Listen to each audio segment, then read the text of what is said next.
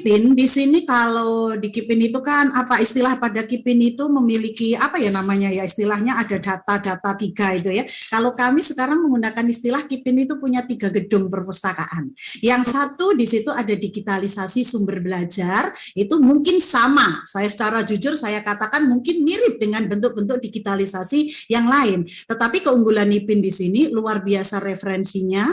Jadi ada buku, kemudian juga ada videonya, kemudian juga ada komik-komik literasi yang sudah mengarah kepada program perwujudan profil pelajar Pancasila sebagai tugas kami sebagai sekolah penggerak. Jadi komik-komiknya itu sudah saya lihat semuanya, saya baca, kemudian saya lihat ternyata sudah mengarah ke sana, pendidikan karakter itu sudah mendukung.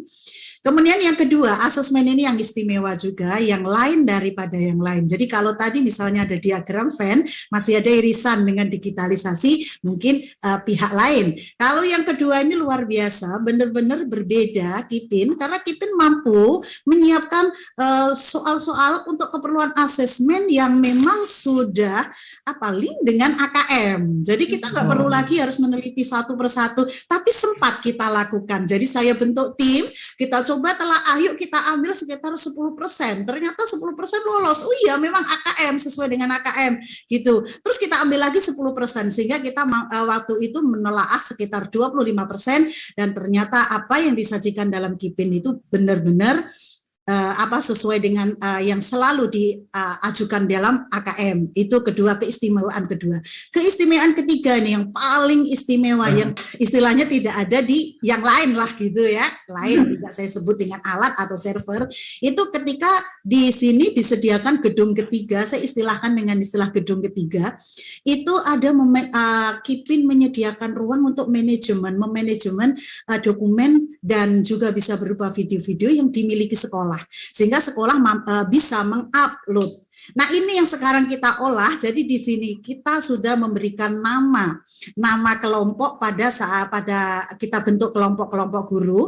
Kemudian guru itu harus mengupload, bisa berupa video pembelajaran, bisa berupa dokumen-dokumen yang berkaitan dengan tugas dan kewajiban keprofesian mereka. Nah, setelah diupload di situ, kita nanti akan sambungkan ke website kita. Jadi tinggal copy paste tuh gitu ya, copy paste ibaratnya. Kemudian Kipin ini pada saat ada kunjungan, ada Monef, Kipin tuh tinggal masuk kantong, kita masukkan kantong, ibaratnya masuk kantong baju aja bisa, itu langsung paparan di situ, kita paparkan, ini Pak kami dokumen kami, video kami, perkembangan kami, progres kami selama sekian tahun. Nah, dari situ banyak yang bertanya sesama sekolah penggerak, Apo itu, kalau bahasa Palembangnya apodio itu Bu Ning katanya. Apodio ya Bu ya. Iya, tapi kok bisa isi banyak banget. Kemudian saya kepada sesama sekolah penggerak, pertama untuk memancing mereka saya tawarkan dulu harga, alat sekecil ini harga itu. Nah mereka kan otomatis akan bilang, oh mahal. Setelah itu baru saya pancing, kalau kita membeli digital buku, itu harganya memang separuh. Tetapi koleksinya nggak ada 1/10-nya, itu satu. Kedua, Kipin ini tidak terbatas waktu, makanya kemarin salah satu yang saya cerca pertanyaan adalah, saya to the point, Pak, 2 tahun, selama 2 tahun Bapak janji nggak? Bapak memberi jaminan nggak kalau 2 tahun itu tidak akan ada pembayaran ulang sejumlah itu? Dijamin, tidak ada Bu. Oke, lolos gitu kan. Nah, kalau yang lain hanya 1 tahun, 1 tahun.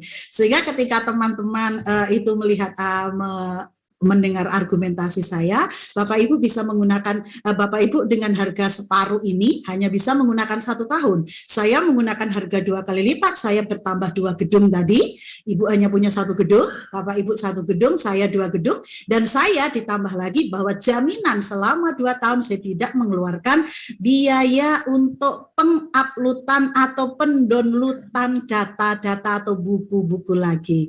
Nah, akhirnya mereka tertarik nih, karena kan kalau sekolah penggerak pintar-pintar, kalau saya tidak mampu berargumentasi seperti Kipin, nanti habis gitu kan. Iya. Jadi sekarang jadi kita unggulkan di sekolah kita adalah gedung ketiga tadi. Jadi kita membentuk kelompok-kelompok guru itu harus mengupload dokumen-dokumen ataupun video-video ke situ, dan kapanpun kita mau mempresentasikan KIPIN itu tinggal kita kantongi aja. Kita bawa kemana-mana, nggak membutuhkan tempat duduk khusus, nggak membutuhkan tiket khusus, nggak membutuhkan bagasi kalau kita bawa kemana-mana. Jadi itu sudah saya bawa sampai ke Tangerang Selatan ya, kemudian ke Solo, ya. Saya bawa ke Tangerang Selatan, ke Solo pada saat ada seminar dan lokakarya program Sekolah Penggerak. Di situ sampai ke Jawa ya Bu ya? Ya, iya. Jadi karena kebetulan kemarin lokakaryanya di Solo, kemudian yang pertama itu ada di Tangerang Selatan. Jadi itulah saya bawa, sehingga apapun hasil kerja guru tidak perlu lagi saya bawa dokumen yang setebal luar biasa, cukup dengan membawa KIPIN semuanya terbuka di situ.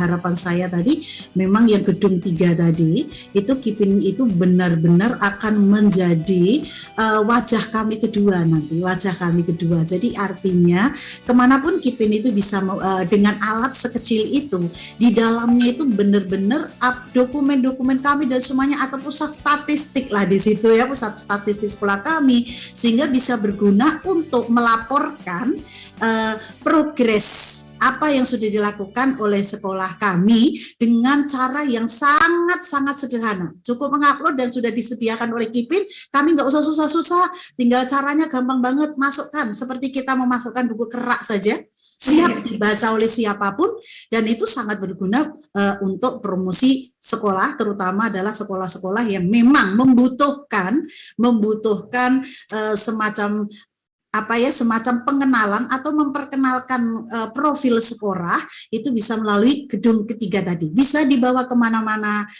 kemudian tanpa harus repot, kemudian juga tidak memerlukan listrik, tidak memerlukan internet juga, jadi bisalah dibawa kemana-mana. Jadi ibaratnya KIPIN itu bisa menjadi papan nama kedua setelah papan nama sekolah yang kita pajang di depan itu.